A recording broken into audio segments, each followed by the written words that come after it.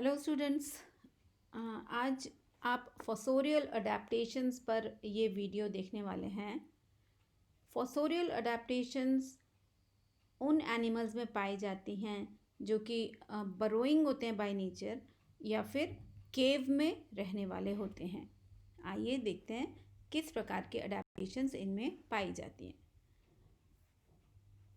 Animals की body में anatomical और फिजियोलॉजिकल मॉडिफिकेशंस ज़मीन के नीचे रहने के लिए पाई जाती हैं, उन्हें हम फोसोरियल अडेप्टेशंस कहते हैं।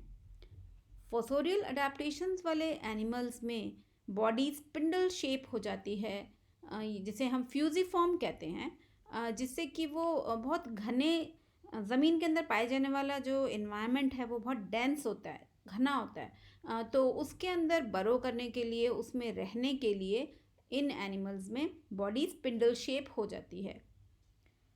क्योंकि ज़मीन के नीचे पाए जाते हैं एनिमल्स, इसलिए इनमें आईसाइट या तो बिल्कुल नहीं, मतलब देख ही नहीं पाते, या फिर बहुत ही कम डेवलप्ड साइट होती है, क्योंकि ज़मीन के नीचे अधिकतर अंधेरा ही होता है। इन एनिमल्स में सरफेस के नीचे रहने की वजह से एक्सटर्नल ईयर्स कंप्लीटली मिसिंग होते हैं या बहुत ही छोटे होते हैं, जिससे कि जब ये बिल बनाएं, क्योंकि हम इन्हें बिलकारी जंतु भी कहते हैं, तो जब ये बिल बनाएं तो उसमें मिनिमम फ्रिक्शन हो, इनके रगड़ ना लगे इन एनिमल्स की बॉडी पे, बॉडी के पार्ट्स पे, इसलिए इनमें ईयर्स भी मिसिंग हो जाते हैं, गुम हो जाते हैं। गुम से मतलब डेवलप नहीं होते हैं। फोसोरियल लाइफ के लिए एक्सट्रीम अडेप्टेशंस कुछ एनिमल्स में जो देखी गई है वो हैं टैल्पा या फिर रैटस, जो कॉमन रैट होता है जिसे हम कहते हैं, वो उनमें उन एनिमल्स में फोसोरियल अडेप्टेशंस देखी जाती हैं। यहाँ पर देखिए, ये छछूंदर है, इसे हम टैल्पा बोलते हैं, जूलॉजिकल नेम इसका टैल्पा है, और ये रैटस है। ये दोनों बिलकारी जंतु हैं और दोनों में ही बॉडी स्पिंडल शेप पाई जाती है, जो कि मिनिमम रेजिस्टेंस देती है सबटेरेनियन सरफेस को। बॉडी का शेप कैसा होता है? बॉडी शेप को हम बॉडी कंटूर भी कहते हैं। तो बॉडी फ्यूजिफॉर्म या स्पिंडल शेप होती है, जैसा मैंने आपको पहले बताया, और इससे ये ज़मीन के नीचे जो ये चैनल्स बनाते हैं, टनल्स बनाते हैं या बरोज बनाते हैं ज़मीन में रहने से या पास होने, ज़मीन में इधर से उधर घूमने के लिए जो ये एनिमल्स पैसेज बनाते हैं, उसमें लीस्ट रेजिस्टेंस हो, उसके लिए तो इनकी बॉडी स्पिंडल शेप हो जाती है। शोल्डर गर्डल इन एनिमल्स का वाइडेस्ट पार्ट, सबसे चौड़ा पार्ट बॉडी का शोल्डर गर्डल होता है।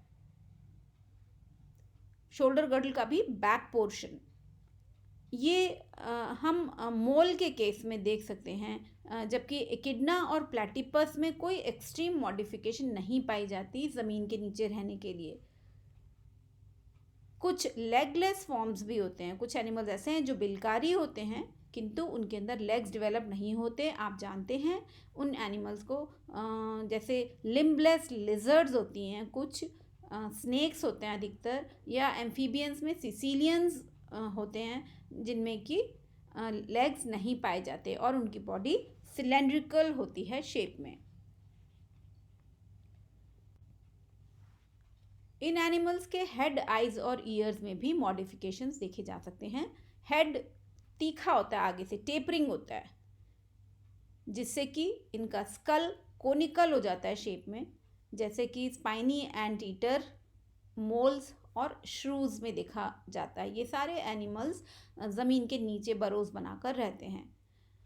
इनके जॉज के अंदर, जबड़े में मसल्स बहुत वीकली डेवलप्ड होती हैं, और इसीलिए ये एनिमल्स बहुत वीक प्रेज जो होते हैं, फीबल प्रे जो होता है, शिकार जो होता है बहुत कमज़ोर होता है, उसी पर ही फीड कर पाते हैं, क्योंकि जॉ में स्ट्रॉन्ग मस्कुलेचर नहीं पाया जाता।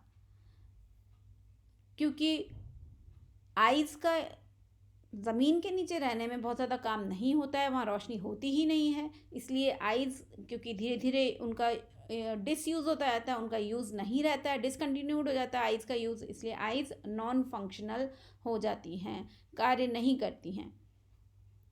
कुछ एनिमल्स जैसे टैल्पा है, उनमें बहुत छोटी आइज़, माइन्यूट आइज़ पाई जाती हैं, जबकि गोल्ड मोल जिसे हम क्रिसोक्लोरिस कहते हैं, उसमें आइज़ स्किन के एक फोल्ड से ढकी हुई रहती हैं। इन बिलकारी जंतुओं में एक्सटर्नल ईयर्स डिसअपियर हो जाते हैं, क्योंकि जब ये बिल बनाते हैं तो अगर इनके थोड़े भी उठे हुए होंगे, कान डेवलप्ड होंगे, तो वो एक प्रकार का हिंड्रेंस ही क्रिएट करेंगे, रोड़ा अटकाएंगे इनको बिल बनाने में, सरफेस को रेजिस्टेंस देंगे, इसलिए ऐसे में इनके ईयर्स डिसअपियर हो जाते हैं।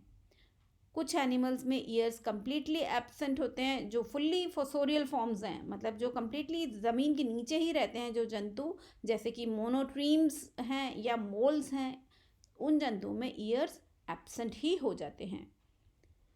कुछ एनिमल्स जैसे जियोमाइडी के हैं या रैटल स्नेक है या कुछ और हैं, उनमें बहुत ही छोटे ईयर्स प्रेजेंट होते हैं, वेरी स्मॉल ईयर्स पाए जाते हैं।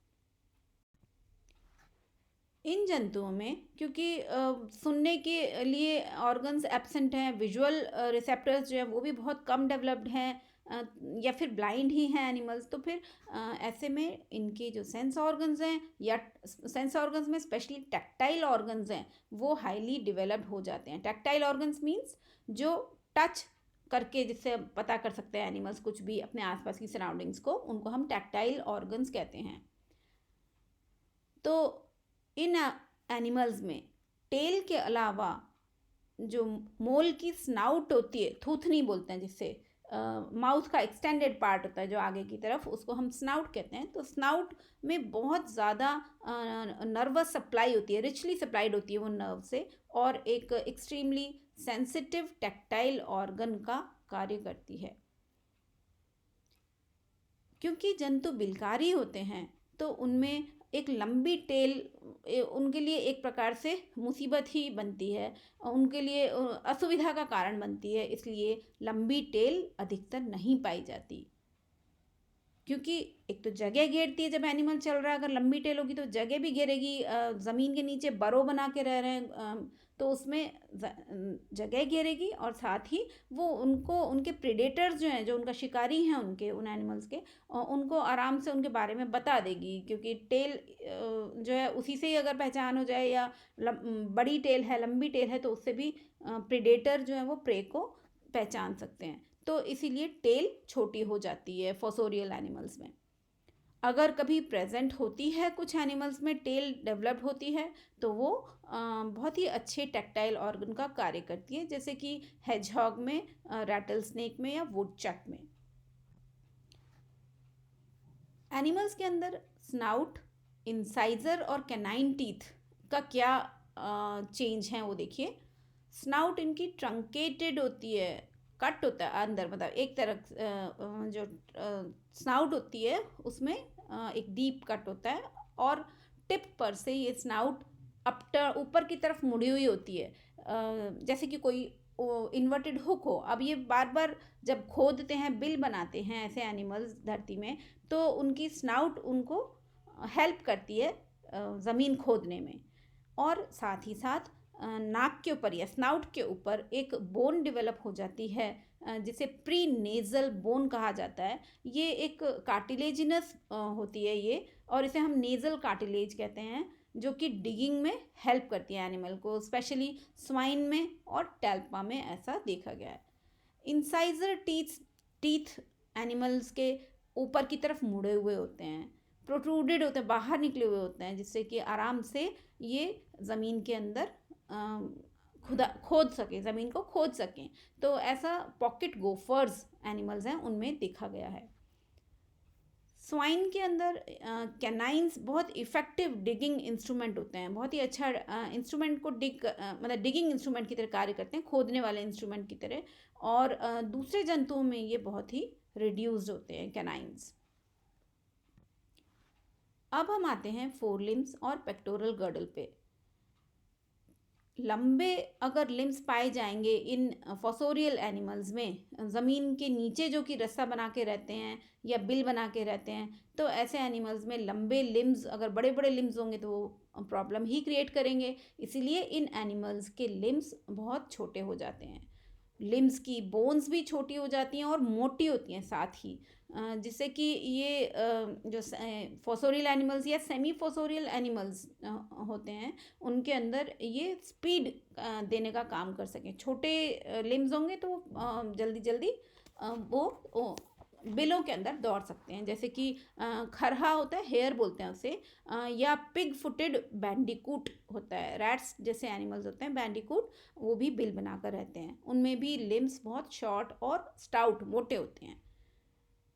इन एनिमल्स में पेक्टोरल सॉकेट्स बहुत पास पास आ जाते हैं। पेक्टोरल सॉकेट की तरह पेक्टोरल रीजन जो होता है वो शोल्डर रीजन होता है, उसमें जो सॉकेट होता है जिसमें हाथ की बोन अटैच होती है, ह्यूमरस, वो पास पास आ जाते हैं। इससे शोल्डर बहुत नैरो हो जाते हैं और एनिमल आराम से ज़मीन में, धरती के नीचे अपना रास्ता बना सकता है, अपनी बरो बना सकता है और उसमें आवागमन कर सकता है, आना जाना कर सकता है। हाइंड लिम्स, फोर लिम्स जितने स्ट्रॉन्ग नहीं होते इन एनिमल्स के, क्योंकि अधिकतर डिगिंग में जो काम करते हैं वो एनिमल्स के फोर लिम्स होते हैं। तो इन एनिमल्स के हाइंड लिम्स में पाए जाने वाली बोन्स जैसे टिबिया, फिब्यूला और कैल्केनियम फ्यूज़ हो जाती हैं, जुड़ जाती हैं, जिससे कि इसमें इसको ग्रेटर लीवरेज मिल सके। एक बड़ी सेसमोइड बोन भी पाई जाती है, जो टिबिया की आउटग्रोथ की तरह डेवलप होती है, जैसा कि टैल्पा में देखा जाता है। अब लिम्स का क्या कार्य होता है?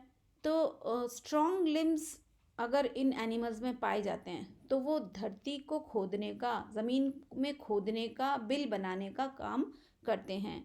इनके लिम्स में क्लॉज और स्ट्रॉन्ग मस्कुलेचर पाया जाता है फोर लिम्स में, जो कि सॉइल को खोदने और काटने का कार्य करता है।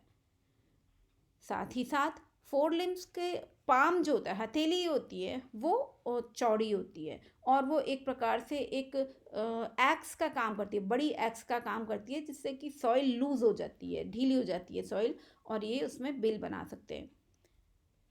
फोर लिम्स ज़मीन खोदने का काम करते हैं, जबकि हाइंड लिम्स उसको बाहर फेंकने का काम करते हैं। फोर लिम्स तो ज़मीन को खोदेंगे और हाइंड लिम्स उस मिट्टी को जो खोदी गई है वो मिट्टी को बाहर फेंकने का काम करते हैं। फोर लिम्स हमेशा हाइंड लिम्स से स्ट्रॉन्गर होता है और डिगिंग का ही कार्य करते हैं। फिर फोसोरियल एनिमल्स में एक पिक्यूलियर फीचर पाया जाता है जिसे हम हाइबरनेशन कहते हैं। ये जो एनिमल्स टेम्परेट रीजन्स में रहते हैं, यानी ट्रॉपिकल मीन्स हॉट रीजन्स में नहीं पाए जाते बल्कि कोल्ड रीजन्स में पाए जाते हैं फॉसोरियल एनिमल्स, उन एनिमल्स में ये फीचर पाया जाता है हाइबरनेशन का। हाइबरनेशन को आप दूसरे नाम से जानते हैं, विंटर स्लीप जिसे कहते हैं। जब बहुत ठंड होती है तो ऐसे एनिमल्स जो विंटर स्लीप लेते हैं, जिसे हाइबरनेशन कहते हैं, वो अपना मेटाबॉलिज्म को बहुत स्लो कर लेते हैं, जिससे कि उनकी बॉडी की रिक्वायरमेंट फूड की या दूसरी चीज़ों की बहुत ही कम हो जाती है और वो विंटर को पास कर सकते हैं ईजिली, विंटर निकाल सकते हैं ईजिली।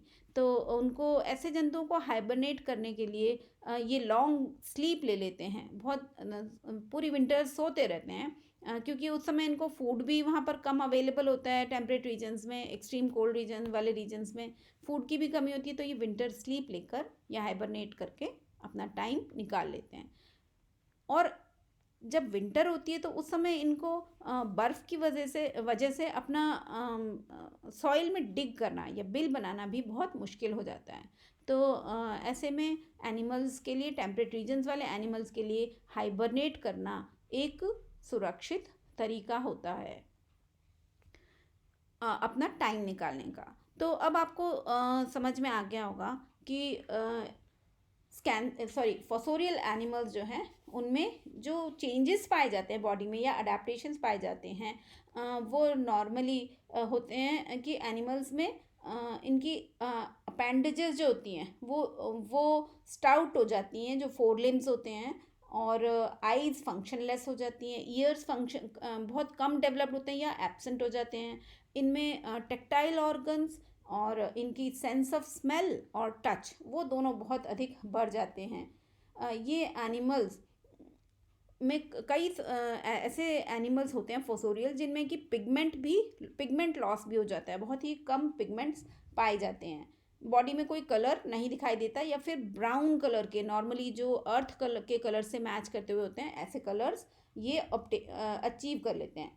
फिर ये एनिमल्स में अपनी फीडिंग हैबिट्स को चेंज कर लेते हैं एनिमल्स, और इनमें बरो करने की एबिलिटी भी पाई जाती है।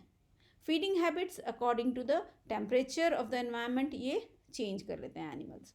तो this is all about fossorial adaptations. Thank you so much.